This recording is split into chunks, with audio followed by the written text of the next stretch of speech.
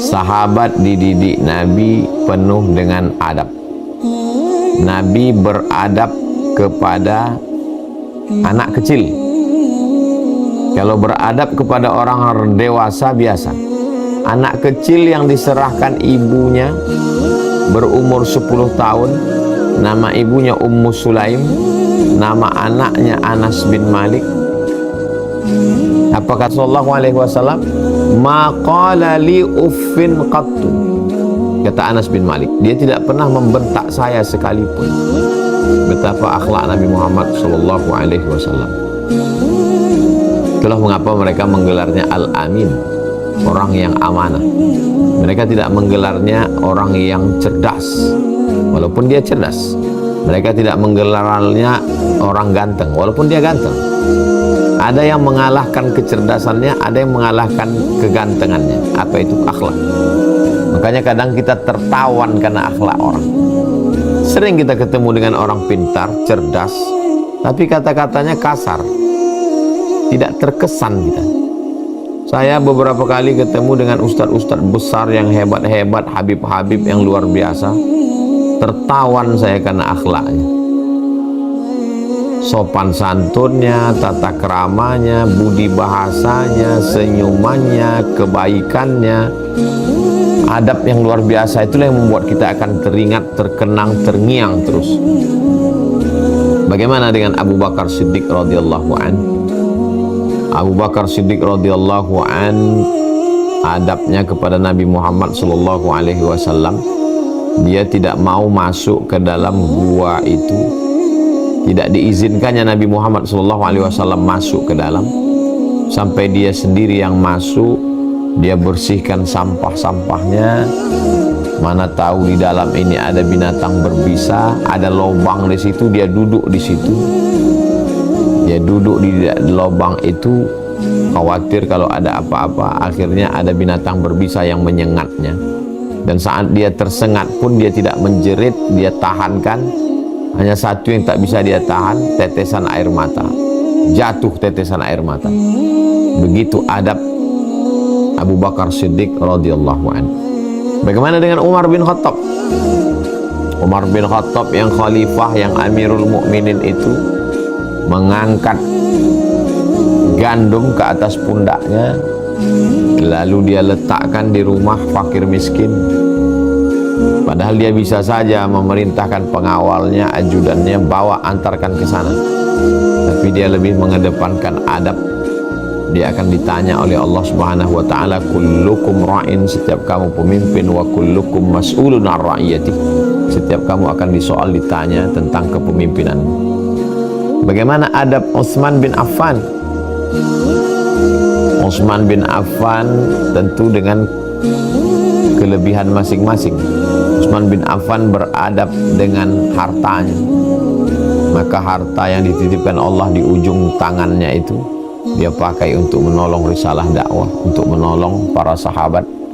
Veteran-veteran perang itu ditanggung oleh Utsman bin Affan. Dan Utsman bin Affan dimuliakan Allah Subhanahu wa taala dengan menikahi dua dari putri Nabi SAW. Setelah meninggal satu, baru beliau menikah lagi.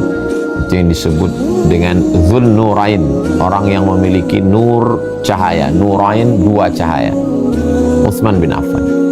Bagaimana adab Sayyidina Ali? Sayyidina Ali radhiyallahu an, orang yang amat sangat beradab. Dia ingin menanyakan tentang masalah, mohon maaf, mazi, cairan yang keluar, bukan air kencing, bukan sperma.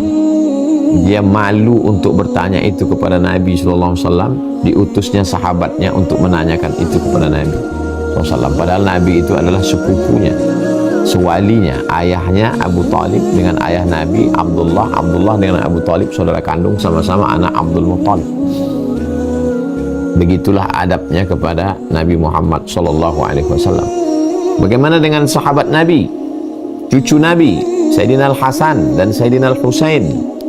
Ketika mereka berdua melihat ada orang tua yang wudhunya salah, dengan kedudukan mereka sebagai cucu Nabi, bisa aja dia kasih tahu, Pak, salah Pak.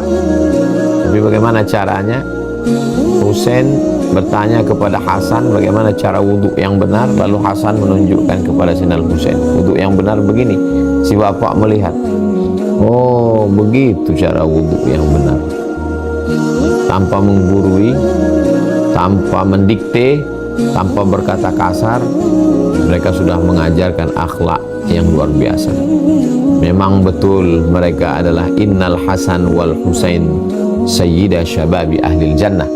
Sesungguhnya Sayyidina Al-Hasan dan Sayyidina Al-Husain adalah dua pemimpin pemuda-pemuda penghuni surga Jannatul Firdaus.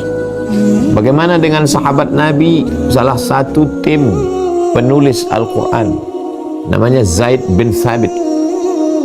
Kecerdasan luar biasa, hafalannya luar biasa, bahasanya bahasa Yahudi. Berapa lama dia belajar bahasa Yahudi? Ta'allamtuha wa hadaqtuha.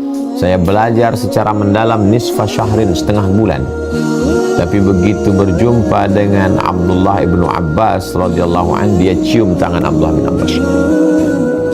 Kata Abdullah bin Abbas, kenapa kamu cium tangan saya? Karena engkau keluarga Rasulullah sallallahu alaihi wasallam. Abbas bin Abdul Muttalib, Abdullah bin Abdul Muttalib. Abdullah punya anak Muhammad sallallahu alaihi wasallam. Abbas punya anak Abdullah bin Abbas. Ayah mereka saudara kandung, kakeknya satu Abdul Muttalib. Karena kamu keluarga Nabi, maka saya cium tangan kamu. Bagaimana Abdullah bin Abbas membalas Anas bin Zaid bin Sabit? Dia tarikkan tali hewan tunggangan Zaid bin Sabit. Tanganku kau cium, maka kubalas dengan menarikkan tali tunggangan, tali unta Zaid bin Sabit.